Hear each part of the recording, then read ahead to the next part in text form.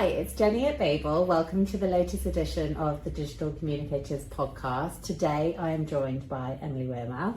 Emily is the Director of Content and Communications for Netskope, a cybersecurity company, alongside being, I feel the pressure now, the podcast host of Security Visionaries, a popular podcast diving into lots of hot topics and burning questions that are preoccupying industry conversations, particularly in the security space. So can you kick off a bit by talking about your career to date and what your role is at Netskope and what that entails and everything? Well, I started out, I think everybody that starts out in tech PR lands here accidentally. I don't want to be rude, maybe other people don't, but I share that, everyone goes, oh yeah, me too. So You didn't wake up. I didn't wake up. I didn't have a clue what it was. I had a history I'm going to be same. Yeah, and I think there's a lot of us. And my dad met a PR lady at work and said, Emily would be really good at that, and it has transpired over the last couple of decades. He's got no idea what her job was, because he still doesn't know what my job was. But he just thought that sounds good. Yeah, it sounded good. It sounded like something Emily would be good at, and so off I went and got a job in tech PR. Happened to be the job I landed,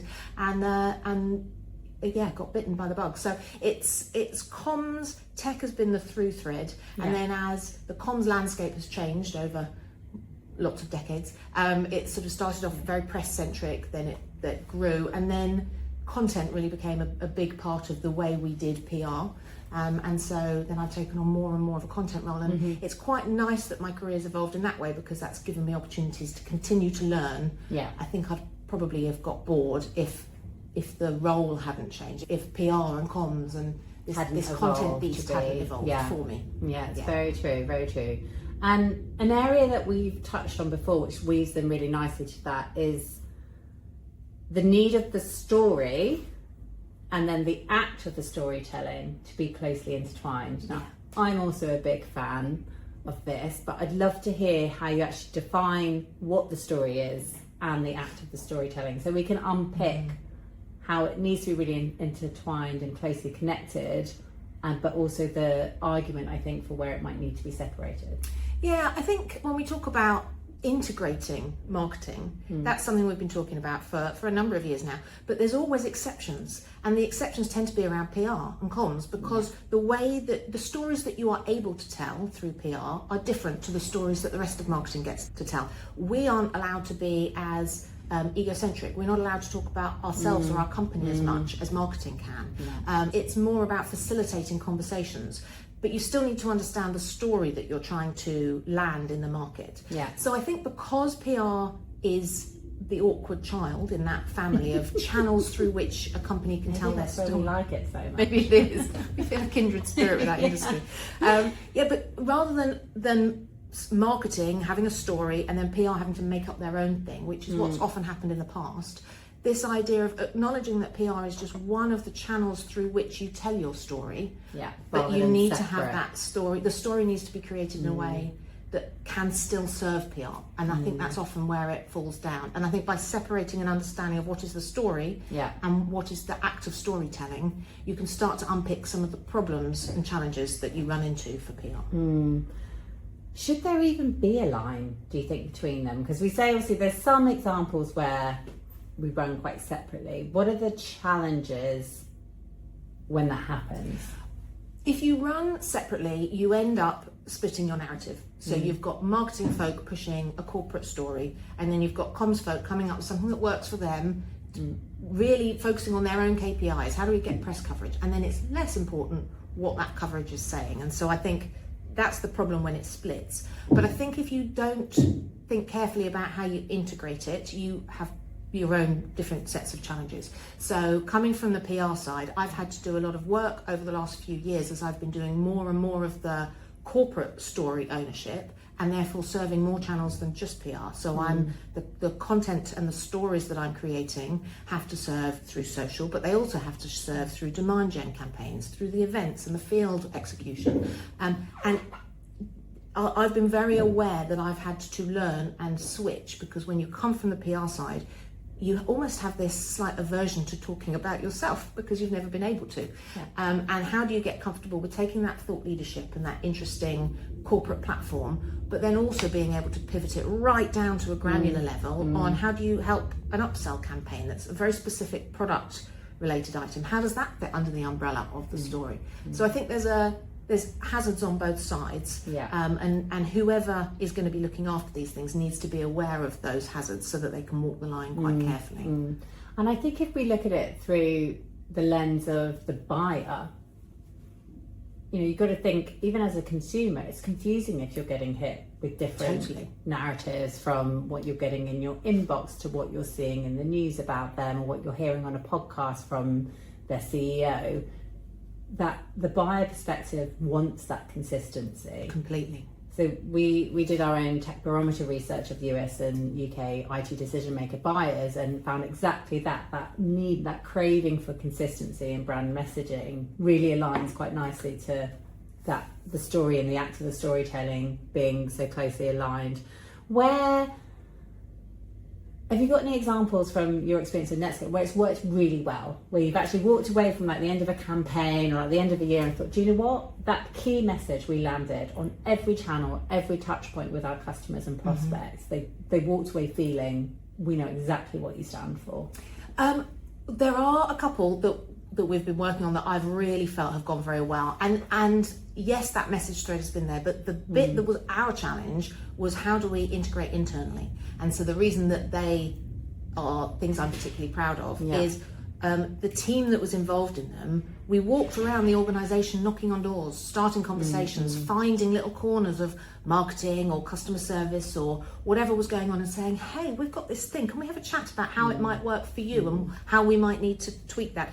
And so we did a project last year called Bringing Balance, and it was all around, the jumping off point was, what is a CISO's role in terms of balancing risk and reward? How do you, as a CISO, enable a Chief Information Security Officer? Your listeners, unlike mine, are not security professionals. I'm just nodding because I'm like, I know what she means, but you're right. Yes. You need to explain. The top dogs in the cybersecurity world. Yeah. How do they balance that risk and a sort of innovation drive within an organisation? So we did a piece of research, and we knocked on doors, and we made sure everyone in the organisation knew about it and helped them think through ways that they could use it. And that was last year, and that was a lot of work to open those doors, to build those relationships. And probably quite a few hurdles, I imagine. Yeah, it was interesting. It was less that people rejected it, which was my fear.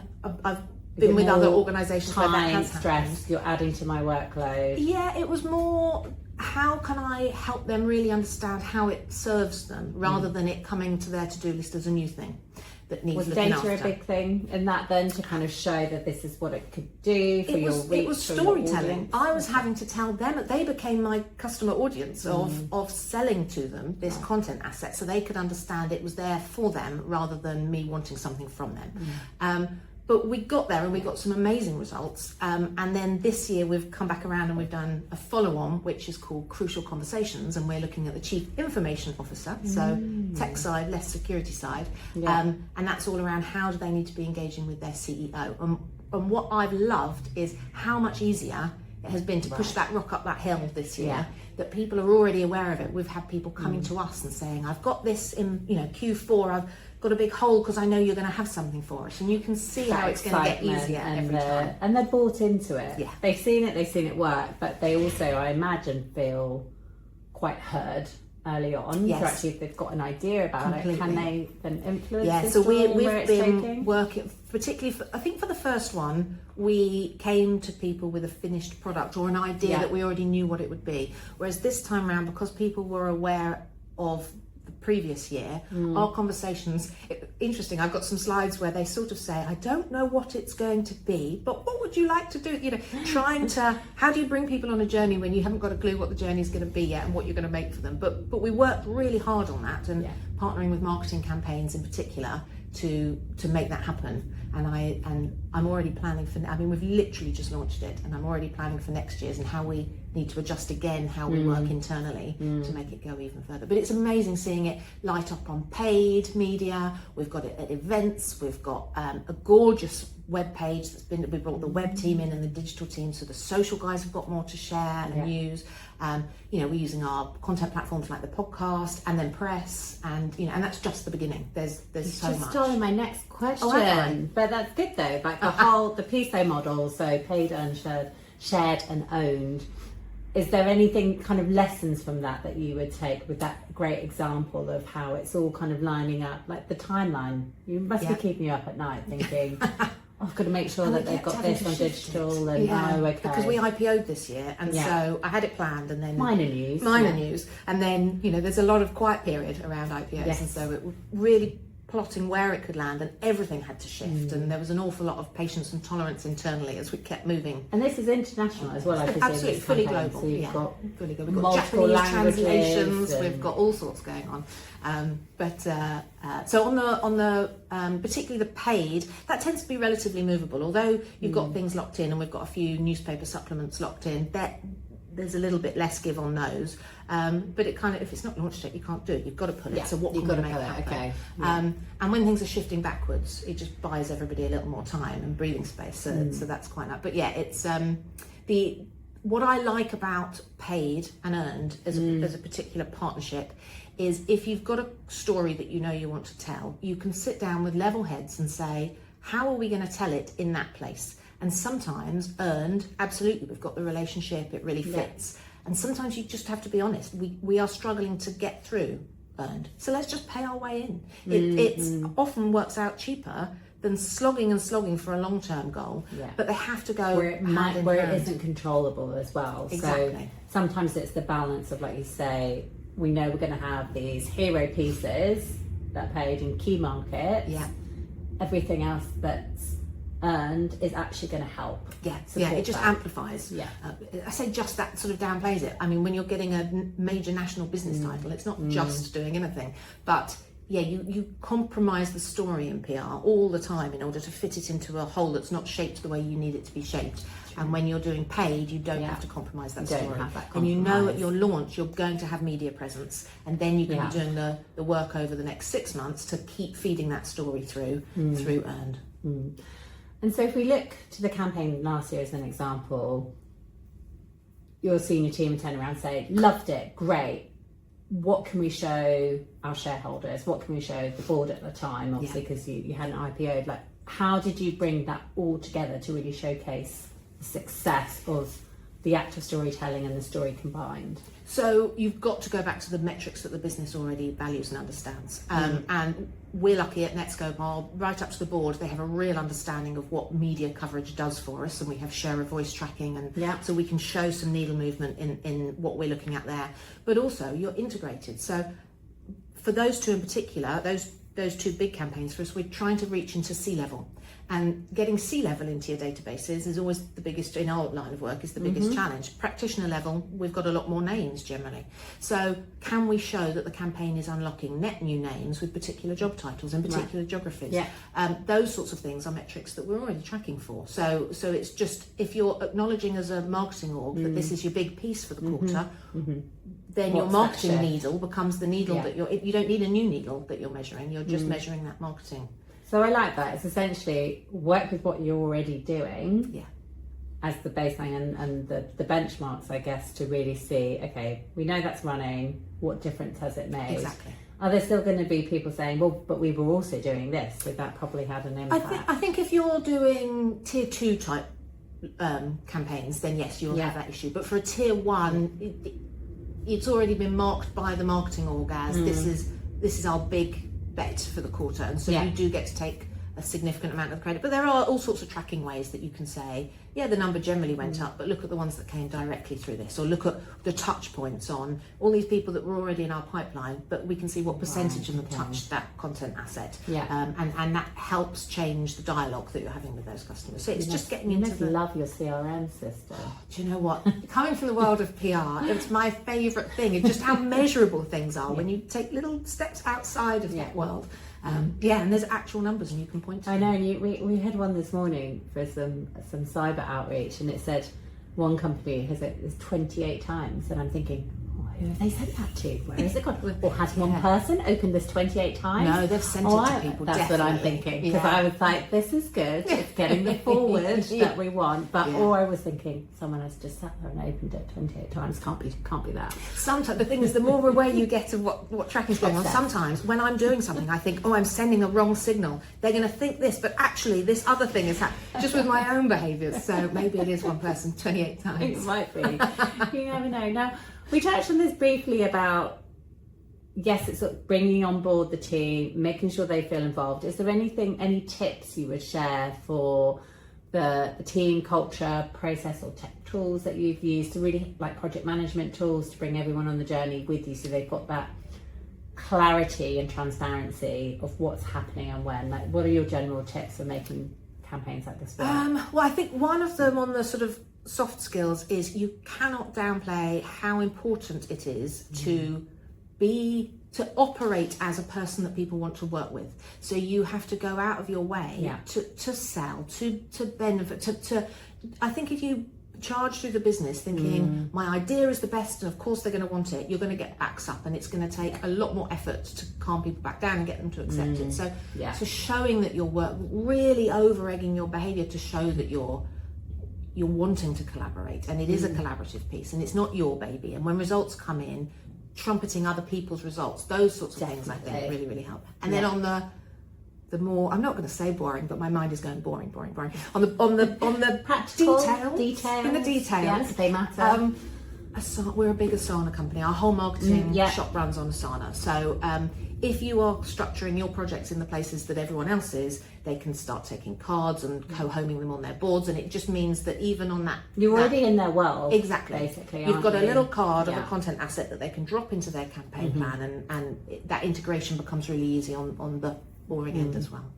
I'm going to flip us around slightly. So we've been talking about that close integration and the wonderful benefits.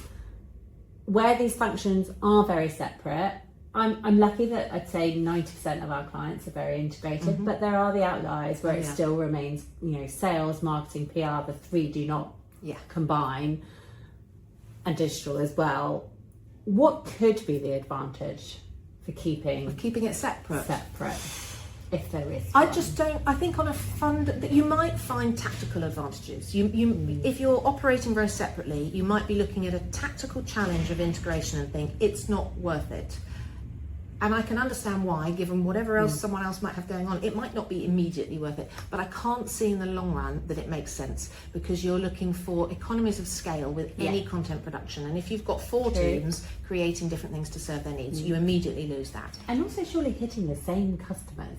Exactly. Repeatedly. But if marketing is marketing something and sales is selling something different and comms is creating this surround sound noise and they're not in alignment, it just doesn't make any sense. I had a conversation with a CMO, it can only have been 2 or 3 months ago, and she said to me, I strongly feel that content and comms need to be separate. And it was at the very end of a conversation, and we were heading off in different directions, and I just wanted to say, hold on, we need to sit down for 20 minutes. This is going to need a bit more time. Because I'm sure she's a very intelligent lady. I'm sure she had a reasonable argument, but I still now can't guess at why. What is it that she's worried about with the integration? Because I'm quite convinced whatever it is, I can argue my way out of. It might be maybe, I think, if you've been burnt. And we get these clients coming to us saying, I've been burnt by comms going rogue, or I've been burnt by marketing just like leading, I guess maybe it might be something like that and it doesn't always work. Or maybe she's got a particular team and some folks on it who are brilliant but not very collaborative, or I'm sure there's a reason, but it surprised me that was still a thing, given I mean, because there's just so many obvious ways. Exactly. The advantages to me outnumber the potential fears and niggles that people might have about where it could go wrong. But it's not always going to be perfect, particularly where you've got complicated timelines and different moving parts and different cultures, and where you've really got to think about, is this going to work locally versus in another the local region. elements. I mean, it's always there for PR, and when you expand out, local PR needs 7 different approaches. When you add in all the other types of marketing use, they're all going to need slightly different uses. But actually, there's consistency. I think it solves the problems around localization, around tailoring, more than it creates them. So if we fast forward, we're continuing on this integrated march of content and comms and everything else. We fast forward 3 to 5 years. Do you predict that the lines will continue to blur, or there won't even be any lines perhaps? The way I put it in my head is there are always going to be a need for people and programs that are completely focused on something, whether that's owning a channel or whether that's owning a particular audience. So within your marketing org, presuming it's more than just one person, you're going to want someone who is an expert on something. Yeah. So it won't be that everybody's in charge of everything, but the strategy and the corporate narrative absolutely needs to be aligning. And I think when you're looking at the big tech companies, I mean, when I started working with Netskope, it was 8 years ago, and we had one product.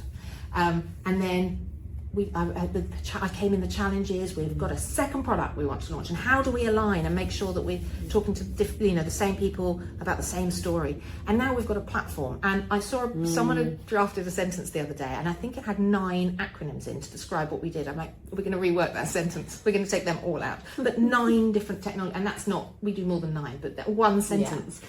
How do you take this growing company? Imagine you're you're a Meta. You've got huge differences in the services and the products that you're selling people. Completely different audiences. It has to stand for something. And people want Meta or IBM to put out a consolidated, this is who we are, this is what we stand for. You've got to bring it together. And companies are only getting consolidation. Companies are getting bigger. The story has to become more simple. Okay, love that. I think that's a great finale to finish on. The simple story. Is there anything else you'd like to throw into the mix? Final thoughts? Oh, I should have thought of a final thought ahead of time. I think you did it well. It's like keeping it simple. Don't overcomplicate it. Your audience want the consistency of message across all channels. And if you have awkward consistency of the story, and if you have awkward parts of your marketing, whether it's partner marketing or PR or things that often run off and do their own slightly different thing because the story doesn't work for them, well, go back and look at the story and make sure that the story can work for everybody, and then you don't get this rule breaking when it comes to how people are telling it. And involve them. That's the bit I've loved kind of taken from this is if you're just marching ahead hoping people are going to catch on and follow, it's not going to happen. Involve them in making sure the story works, and then they will want to pick it up and tell it and become your storytellers. Well, thank you so much, Emily, Pleasure. for your time. It's nice to be the guest instead of the host. Exactly. Well, I think you've done a fantastic job, and we would love to have you back on Babel's Digital Communicators Podcast. I'll come back, definitely. Do follow us on Spotify, like and subscribe. I already do. Oh, thank you, Emily. Great to hear. Thank you very much for having me. You're welcome. Thanks for coming. For more information about Babel and other episodes of this podcast, head to www.babelpr.com/podcasts.